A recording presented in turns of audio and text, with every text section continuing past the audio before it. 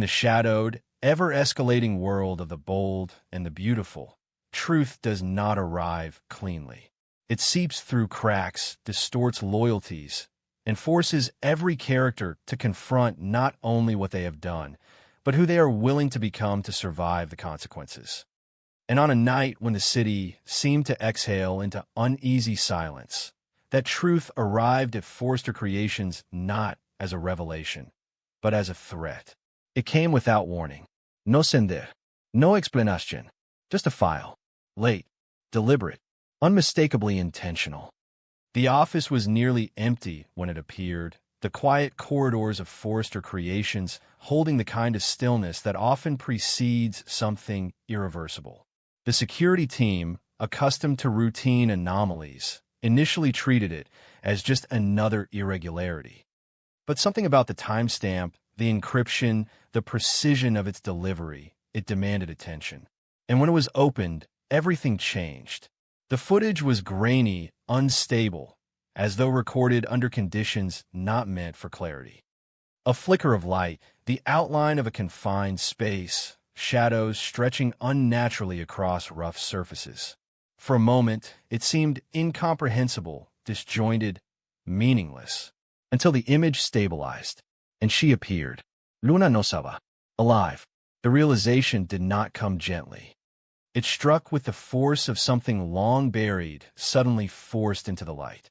Her face, pale but unmistakable, carried the weight of fear, exhaustion, and something deeper, resignation, perhaps, or the quiet understanding of someone who has endured too much for too long. She was not free. That much was clear. The space around her suggested confinement, isolation, a place removed from the world that believed her gone. The camera lingered just long enough to confirm what no one had dared to hope or fear.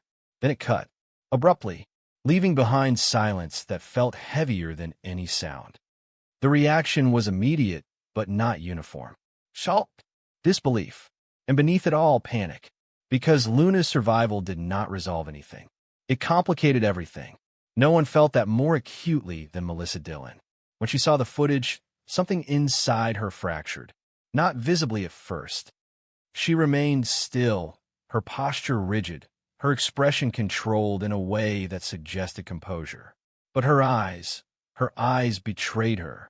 They lingered too long, widened just enough, reflecting a truth she had spent so long suppressing that even she had begun to question its reality. Because Melissa knew something the others didn't.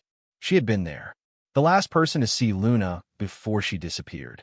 The memory returned not as a single moment, but as fragments, sharp, disjointed, impossible to fully contain.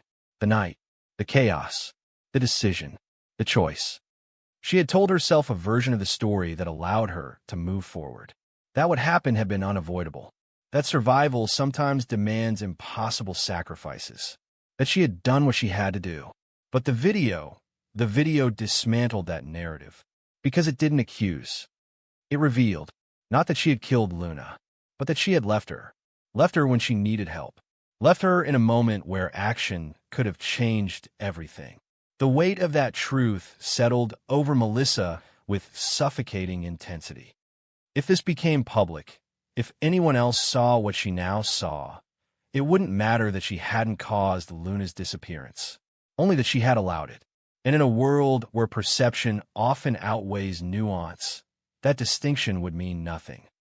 Her life, her future, her relationship with Will Spencer, all of it would collapse. Because Will, for all his complexity, believed in something fundamental, accountability. And Melissa knew, with a certainty that left no room for denial, that he would not see her the same way again. Not after this. Not after knowing. Meanwhile, Will himself was already moving, drawn not by suspicion, but by instinct. The reappearance of Luna, even in such a fragmented form, reopened questions that had never truly been answered. And alongside him, unexpectedly but inevitably, was R.J. Forrester. Their alliance was not natural, not comfortable, but it was necessary, because whatever had happened to Luna, and whatever was happening now, extended beyond personal rivalry. It touched something deeper, something that connected their worlds in ways neither of them had fully understood. "We can't wait for anyone else to handle this," Will said, his voice steady but urgent. RJ nodded, though his expression remained guarded. "This isn't just about finding her," he replied. "It's about understanding why this is happening." And so they began, not through official channels, not through family influence, but independently, because some truths, they realized, could not be trusted to systems built to protect reputations rather than uncover reality. Their investigation led them into parts of the city that did not reflect the polished image their families projected. Places where information was currency, where silence could be bought, and where the past had a way of resurfacing in unexpected forms. Each step uncovered more questions than answers. Names emerged, connections hinted at, fragments of a network that operated just beyond the reach of legitimacy. And slowly, a pattern began to form. This was not random. Luna's disappearance, Electra's vanishing, the resurfacing of old tensions. It was all connected, but how and by whom remained unclear. Back at Forster Creations, the tension continued to build. The video, though not widely shared, had already begun to influence internal dynamics. Trust, already fragile, became increasingly difficult to maintain. Melissa withdrew, not dramatically, but noticeably. Her interactions became shorter, more controlled. Her presence, once steady, now carried an edge of unease that others could sense but not fully explain. And Will noticed. "Of course he did. You're not telling me something," he said one evening, his tone not accusatory but certain. Melissa looked at him, her expression carefully neutral.